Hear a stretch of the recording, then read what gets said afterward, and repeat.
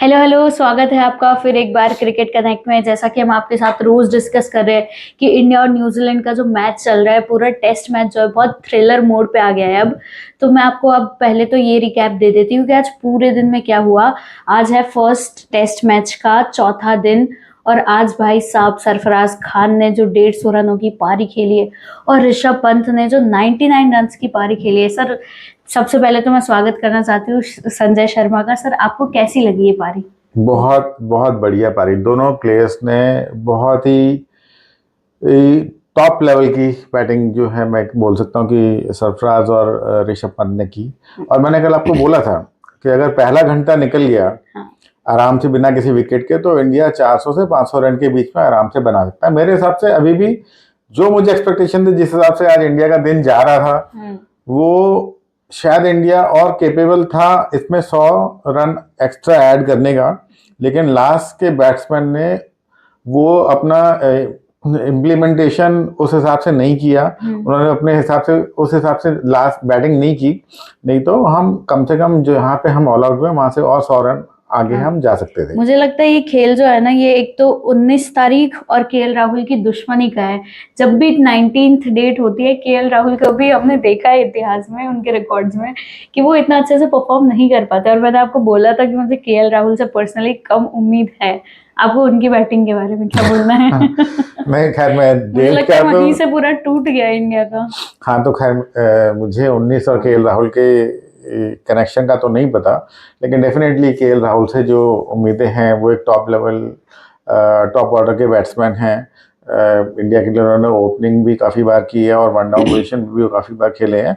तो उनसे उम्मीद थी कि वो ये सेकंड न्यू बॉल को अच्छे से देख लेंगे और बाकी के बैट्समैन के साथ मिलकर वो एक अच्छी पार्टनरशिप बनाएंगे और टीम को एटलीस्ट कम से कम 200 रन की लीड लास्ट इनिंग्स में वो दिलाएंगे कि ताकि इंडियन बॉलर्स के पास एक फाइटिंग टोटल हो न्यूजीलैंड को आउट करने का।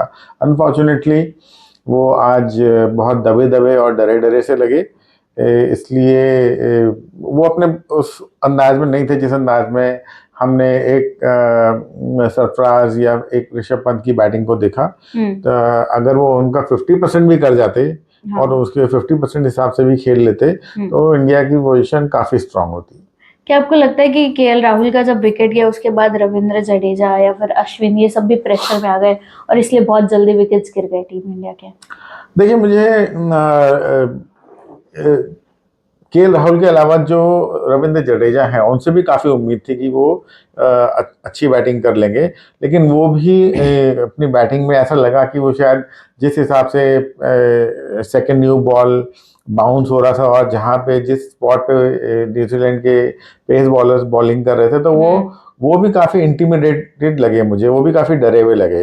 अश्विन की बैटिंग ठीक है, अश्विन जिस हिसाब से बैटिंग करते हैं उन्होंने कोशिश की और उनकी बैटिंग में मुझे ऐसा नहीं लगा कि अश्विन को डर के खेल रहे हैं। लेकिन ये दो बैट्समैन जिस कैलिबर के हैं उस कैलिबर के हिसाब से ये ऐसा लगा कि ये बॉलर से डर के खेल रहे हैं। बिल्कुल। तो अब जैसा कि आपने देखा कि इंडिया ने कमबैक अच्छा किया। पहली सीरीज में फर्स्ट इनिंग्स में 46 पे ऑल आउट थे, अब 462 तक का स्कोर बना लिया उन्होंने। न्यूजीलैंड को टारगेट दिया कि भाई 107 रन बना के दिखाओ। आप इसके आगे मैच को कहाँ जाते जाते हुए देख रहे हो? मेरे हिसाब से तो अभी भी तीनों पॉसिबिलिटीज ओपन है। तीनों पॉसिबिलिटीज वापस बताइए जरा हमारे। तीन ही पॉसिबिलिटीज होती हैं, या तो इंडिया मैच जीतेगा या इंडिया मैच हारेगा या फिर ये मैच ड्रॉ होगा। ड्रॉ इसलिए बोल रहा हूँ क्योंकि कल भी बारिश का प्रेडिक्शन है। तो अगर कल बारिश हुई और कुछ लंबा अरसे तक बारिश चली तो ये मैच हालांकि रोमांचक हो सकता है पिच कंडीशंस के हिसाब से, लेकिन ये भी हो सकता है कि सफिशिएंट टाइम ना हो और ये मैच जो है वो ड्रॉ हो जाए। लेकिन कल अगर बारिश नहीं हुई तो कल भी फर्स्ट 1 आवर का जो खेल है वो ये बताएगा कि मैच किस हिसाब से किस डायरेक्शन में जाएगा। अगर इंडिया को इनिशियल पहले घंटे में 2-3 विकेट्स मिल जाते हैं तो फिर ये मैच न्यूजीलैंड के लिए बहुत मुश्किल होने वाला है। मैं आई वुड से कि मैच अभी कम से कम 65-35 के रेशियो में है। 65 न्यूजीलैंड की तरफ और 35 इंडिया की तरफ। अच्छा, जैसा कि आपने देखा कि न्यूजीलैंड ने आज तो मतलब इतनी अच्छी गेंदबाजी नहीं की है, लेकिन क्या आपको कल इंडियन बॉलर से उम्मीद है कि वो ऑब्वियसली एज एन इंडियन मैं तो उम्मीद करूंगा कि पिच के इंडियन, हिसाब से और सारी कंडीशंस को देखते हुए? मैं नहीं कह सकता, लेकिन इंडियन बॉलिंग अटैक भी काफ़ी अच्छा अटैक है। तो मुझे लगता है कि Indian bowling attack definitely New Zealand को इतनी आसानी से तो ये रन नहीं बनाने देगा। रन तो बन सकते हैं क्योंकि रन का जो टोटल है वो काफ़ी कम है, लेकिन ये ऐसे एकदम केक वॉक भी मुझे नहीं लग रहा कि एकदम से न्यूजीलैंड आएगा और आराम से ये मैच जीत जाएगा। हाँ, लेकिन अगर हमने फर्स्ट इनिंग्स की बात करें तो हमने देखा था कि चलो कंडीशंस के अलावा न्यूजीलैंड की बॉलिंग काफी अच्छी थी, तो मुझे ऐसा लगता है पर्सनली कि न्यूजीलैंड के जीतने के चांसेस थोड़े ज्यादा ही है इस फर्स्ट मैच में। नो डाउट टीम इंडिया बहुत अच्छा खेल रही है, शायद सीरीज भी वही जीतेगी मेरे हिसाब से, लेकिन ये मैच तो मुझे न्यूजीलैंड के हाथों में ही लग रहा है। आप तो अपनी ही बात को कॉन्ट्रडिक्ट कर रहे हो कि न्यूजीलैंड ये मैच जीतेगा लेकिन सीरीज इंडिया जीतेगी। तो अभी तक हम सीरीज, सीरीज के बारे में तो नहीं बोल सकते हैं कि कौन हाँ, लेकिन जीतेगा। अगर हम पहली मैच के बारे में बात करें तो मुझे देख तो के आप बिल्कुल ठीक कह न्यूजीलैंड। रही हैं प्राची कि जिस हिसाब से अभी मैच की इक्वेशन जाके बैठी है वो इक्वेशन न्यूजीलैंड के फेवर में है। जैसे मैंने आपको बिल्कुल। बताया कि मेरी मेरी प्रेडिक्शन के हिसाब से 65% जो है मैच न्यूजीलैंड की तरफ टिल्ट है और 35% मैच जो है वो इंडिया के चांसेस है कि वो जीत सकता है। इवन 35% भी थोड़ा मैं ज़्यादा बोल रहा हूँ बीइंग एन इंडियन। एक्चुअली अगर देखा जाए तो शायद ये 70 और 30 का रेशियो ज़्यादा सूट करेगा कि 70% मैच ऑलरेडी न्यूजीलैंड के फेवर में है, हाँ, 30% मैच इंडिया के फेवर में है। लेकिन इंडिया में इंडिया का जो बॉलिंग अटैक है फोर्थ इनिंग्स में जडेजा, अश्विन, कुलदीप, सिराज और बुमराह, हाँ। तो उतना इजी भी नहीं है कि वो बहुत आसानी से रन बना लेंगे। तो अगर इनिशियली न्यूजीलैंड प्रेशर में आके 2-3 विकेट गंवा देता है तो फिर न्यूजीलैंड के लिए ये एक थोड़ा सा टफ हो जाएगा और इंडिया के लिए एक अपॉर्चुनिटी बन जाएगी। तो इंडिया को वो अपॉर्चुनिटी क्रिएट करनी है और न्यूजीलैंड को प्रेशर में लेके आना है। ठीक है, मैं आपसे ये भी जानना चाहती हूँ कि रोहित शर्मा, जैसे उन्होंने स्टार्ट तो अभी बुमराह से किया है बॉलिंग देना, लेकिन कल सुबह जैसे आपने बताया फर्स्ट आवर बहुत इंपॉर्टेंट होता है, सबसे पहले बॉलिंग के लिए किसे उतारना डेफिनेटली चाहेंगे? बुमराह, वो आपका बुमराह विकेट है। टेकिंग बॉलर है, आपके पास नया बॉल है, नए बॉल के साथ आप बुमराह के साथ ही बॉलिंग करोगे। हाँ, दूसरे एंड पे आप अश्विन या जडेजा को ट्राई कर कर सकते हो। सकते हो, लेकिन मुझे लगता है कुलदीप यादव, जैसे कि पिच है उस हिसाब से कुलदीप यादव भी अपना अगर कमाल आप दिखा बॉल थोड़ा सकता है। पुराना हो तो। Okay, okay. एंड मुझे आपसे ये भी पूछना है कि आज जो ऋषभ पंत की बैटिंग थी, मतलब वो सरफराज को ऐसा बोल रहे थे कि भाई थोड़ा आराम से खेल, थोड़ा टिक जाना पिच पे, लेकिन फिर वो खुद 99 पे आउट हो गए। उन्होंने अभी तक 6 टन्स लगा दिए, अभी तक सेंचुरी, 6 सेंचुरीज बना दी है और 7 बार वो 90+ स्कोर पे आउट हुए। तो यहाँ पे ऋषभ पंत की बैटिंग के लिए क्या बोलना है आपको? ऋषभ पंत एक ऐसे बैट्समैन है जो उनको खुद भी पता नहीं होता कि वो बिल्कुल। कब कौन सा शॉट कैसे लगाएंगे। लेकिन ऋषभ पंत बहुत ही टैलेंटेड बैट्समैन है। मतलब ये तो मैंने जो बात बोली वो दैट वाज उनकी तारीफ में बोली, लेकिन हाँ, वैसे ऋषभ पंत जो है वो बहुत ही अटैकिंग बैट्समैन हैं। बहुत उनका हैंड आई कोऑर्डिनेशन बहुत अच्छा है। ऋषभ पंत आज की डेट में एक ऐसा बैट्समैन है जिसके सामने कोई भी बॉलर अगर बॉलिंग करने आता है तो वो यही सोचता है कि मैं इस बैट्समैन को कहाँ गेंद डालूं, क्योंकि ऋषभ पंत किसी भी तरीके की गेंद को किसी भी तरीके का शॉट लगाने में सक्षम है। वो किसी बैट्समैन की रेपुटेशन से डरते नहीं है। तो ऋषभ पंत का ये नेचर है कि वो एक अटैकिंग टेंडेंसी से ही खेलते हैं और हमेशा जब भी इंडियन टीम तकलीफ में होती है या जब भी कोई चैलेंजिंग सिचुएशन होती है तो ऋषभ पंत जरूर उस मैच में अपना परफॉर्मेंस करके दिखाते हैं। बिल्कुल। तो मुझे भी आज जब मैं मैच देख रहा था तो इस बात को देखकर बहुत हंसी आई कि वो सरफराज को ये नसीहत दे रहे हैं कि भाई थोड़ा आराम से खेल ले, संभल के खेल ले। और लेकिन खुद 90 के बाद ऐसे ऐसे शॉट्स खेल रहे, वो शॉट तो मेरा फेवरेट रहेगा जो उन्होंने बॉल एकदम स्टेडियम के बाहर पहुंचा दी है। हाँ, वो सिक्स जो उन्होंने मारा वो आउटस्टैंडिंग सिक्स था। मतलब वो जैसे ही वो उनके बल्ले से कनेक्ट हुआ वो समझ में आ गया कि गेंद जो है वो इवन स्टेडियम के बाहर न्यूजीलैंड ही के आ जो रही। बॉलर्स थे वो भी देखते रह गए कि भाई oh my God, the expressions are viral right now. जी बिल्कुल। लेकिन मुझे आपसे ये भी पूछना है कि सरफराज खान इतना स्ट्रगल के बाद यहाँ तक पहुंचे हैं, उन्होंने इतनी मेहनत की है, क्या सरफराज खान में अब आपको फ्यूचर दिख रहा है इंडिया का? देखिए सरफराज खान जो है काफ़ी एक्साइटिंग प्रोस्पेक्ट मुझे दिख रहे हैं। जिस हिसाब से उनका बैटिंग है, बहुत ही अनकन्वेंशनल बैटिंग करते हैं वो भी पंत की तरह।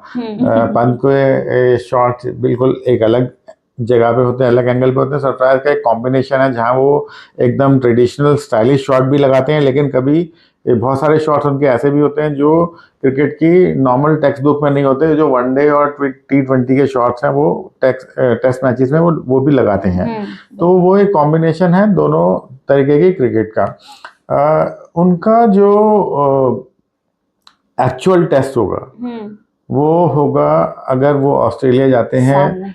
ऑस्ट्रेलिया, साउथ अफ्रीका, न्यूजीलैंड और इंग्लैंड के बीचेस में अगर वो इसी तरीके से खेल पाते हैं, जहां गेंद मूव करता है या जहां गेंद का बाउंस और पिच पे पड़ के गेंद ज़्यादा तेजी से आता है, अगर वो वहां पे भी इसी तरीके से खेल पाते हैं तो definitely he is going to stay here for a very long time, और वो इंडिया के लिए बहुत ही अच्छे प्रोस्पेक्ट बन के साबित होंगे। ये तो मैं बिल्कुल बात मानती हूँ, क्योंकि आज का भी इंडिया में अगर हमने पूरा प्ले जो देखा पूरी टीम का, स्पेशली सरफराज खान, ऋषभ पंत, काफी अच्छे से काफी समझ के खेला है उन्होंने। लेकिन कल आपको क्या लगता है कि अगर इंडियन बॉलर्स कम बैक, मतलब इंडियन बॉलर्स अगर न्यूजीलैंड पे अटैक करने जाएंगे, उनको रोकने की कोशिश करेंगे, तब भी कितने स्कोर तक रोक पाएंगे? थोड़ा स्कोर प्रेडिक्शन यहाँ पे। बहुत मुश्किल है प्राची। मैं 3 दिन आपके साथ बैठा हूँ और मैं इस बात से मुझे काफ़ी खुशी है कि मैंने जो जो बोला लगभग उसी तरीके से मैच पैन आउट हुआ है। लेकिन मुझे ऐसी उम्मीद थी कि शायद थोड़े और 50 से 100 रन अगर होते तो इंडिया की ग्रिप में ये मैच होता। ये बस केएल राहुल से थोड़ी सी उम्मीद, अगर केएल राहुल सही कर देते, बट चलो लेट्स नॉट मान सकते हैं इस बात को बिल्कुल। तो अब कल का पूरा खेल जो है वो इनिशियल 1 घंटे में अगर इंडिया 2 या 3 विकेट लेने में सक्सेसफुल हो जाता है तो उसके बाद इंडिया वापस इस मैच के ऊपर अपनी ग्रिप बना सकता है। नहीं तो आप ये मान के चलिए कि इंडियन टीम को ये मैच लूज होने के काफ़ी चांसेस हैं। हालांकि जिस हिसाब से उन्होंने फाइट किया है पहली इनिंग में 46 पे बंडल होने के बाद, जिस हिसाब से उन्होंने फाइट किया है, मुझे लगता है कि वो शायद टिल द लास्ट बॉल वो फाइट आउट करेंगे। इतनी आसानी से वो मैच न्यूजीलैंड को नहीं देने वाले। और I am really proud of Indian team the way they have played this match. मतलब एक आध दिन हर एक की लाइफ में ऐसा होता है कि कोई टीम उस दिन उनका किस्मत खराब होती है। एक दिन रोहित शर्मा जब मीडिया को मतलब प्रेजेंट करने जा रहे थे पोस्ट मैच प्रेजेंटेशन के लिए, तो उन्होंने पहला सेंटेंस ही ये बोला था कि हाँ ठीक है चलाओ तलवार, क्योंकि पता है पूरी टीम 46 पे ऑल आउट हो गई थी। हाँ, तो उनको भी पता है कि उस दिन टीम से गलती हुई। लेकिन उस गलती को एक्सेप्ट करना और उसके बाद नेक्स्ट इनिंग्स में वो करके दिखाना कि हमने एक्सेप्ट भी की गलती और हमने उसको इम्प्रूव भी किया, उसे करेक्ट भी किया। ये एक अच्छी टीम और एक स्ट्रांग टीम की पहचान और निशानी होती है। क्या हमें इसका क्रेडिट्स थोड़ा गौतम गंभीर को देना चाहिए? गौतम गंभीर को हम हर चीज का क्रेडिट और डिस्क्रेडिट नहीं दे सकते हैं प्राची। ये एक सिस्टम का आउटपुट है। जो सिस्टम इंडियन क्रिकेट में पिछले 10 साल से अलग अलग टाइम से चलता हुआ आ रहा है, जो हमेशा रिफाइन हो रहा है, और इसके अंदर बहुत सारे लोगों का इनपुट है, चाहे वो बोर्ड के मेंबर्स हो या वो सौरव गांगुली से लेकर धोनी और धोनी के बाद विराट कोहली और अब रोहित शर्मा, ये पूरा टीम मैनेजमेंट हो, ये पूरे प्लेयर्स का इनपुट हो। तो ये कोई एक दिन की बात नहीं है और एक आदमी की बात नहीं है। ये पूरे सिस्टम का जो आउटपुट है वो अब ऐसा हो गया कि इंडियन टीम में जो लड़के आ रहे हैं, जो भी नए बैट्समैन आते हैं या बॉलर्स आते हैं, वो ऑलरेडी इतने मैच्योर और इतने मेंटली स्ट्रांग हैं कि वो किसी भी टीम के साथ खेलने के जब आते हैं तो वो यही सोच के आते हैं कि हमें जीतने के लिए परफॉर्म करना है। बिल्कुल। तो अब इसलिए जो इस इंडियन टीम के अंदर जो ये फाइटिंग स्पिरिट है कि हमें लास्ट मिनट तक फाइट करना है। ठीक है, एक किसी दिन तुम्हारा बुरा दिन है, तुमने अपोजिशन टीम को 500 रन बनाने दे दिए, या किसी दिन तुम्हारा बुरा दिन है, तुम बैटिंग में नहीं चले, तुम 36 पे आउट हो गए या तुम 46 पे आउट हो गए, लेकिन 36 पे आउट हो गए भी वो ऑस्ट्रेलिया जैसी जगह से सीरीज जीत के आए। इसी तरीके से कुछ नहीं बता। मैं तो बोल रहा हूँ कि एज एन इंडियन ये इसमें होप थोड़ा ज्यादा है और एनालिसिस थोड़ा कम है, लेकिन फिर भी मैं मानता हूँ कि जिस तरह से इनकी फाइटिंग स्पिरिट है, और अगर कल थोड़ा सा इनकी इन्होंने कोई कैचेस वगैरह मिस नहीं किए, तो ये भी हो सकता है कि कल हम एंड ऑफ द मैच बात कर रहे हो और इस बारे में बात कर रहे हो कि इस इंडियन टीम की जो विक्ट्री हुई है उसके पीछे किसका हाथ है, ऐसा भी हो सकता है। मैं तो आपको क्रेडिट्स दूंगी।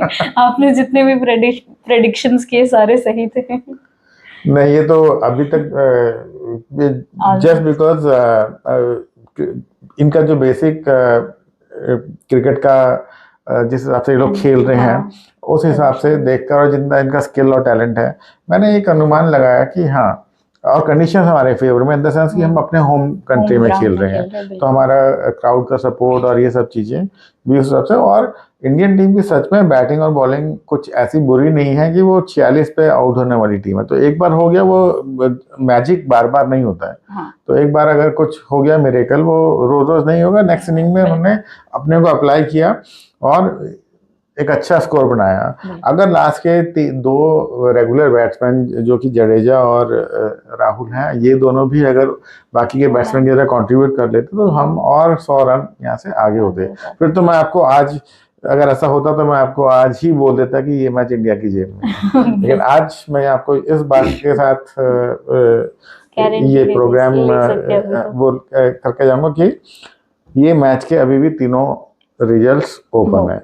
ठीक है, बिल्कुल। तो मुझे लगता है अब कल हमारा संडे जो है वो काफ़ी थ्रिलर रहने वाला है। पूरी आंखें एकदम मैच पे रहेंगी कि बस जो हमारे बॉलर्स है वो थोड़ा कमाल कर दे और बस ये मैच जो है वो हमारे हाथ में आ जाए। हाँ, मतलब मैं चाहूँगा तो यही, लेकिन मैं ये 100% तो नहीं कह सकता कि ऐसा होगा, बट यस, विदाउट फाइट तो इंडिया लूज नहीं करेगा, इतना तो मैं 100% बोल सकता हूँ। ठीक है, बिल्कुल। All right, thank you so much for joining. हम फिर एक बार कल आखिरी दिन पर मिलेंगे, डे 5 जी। फिर देखते हैं इंडिया का क्या होता है। सो अगर आपको ये वीडियो बहुत अच्छा लगा और इंटरेक्शन अच्छा लग रहा हो तो ये कमेंट में हमें ज़रूर बताना and like and subscribe cricket connect. Thank you.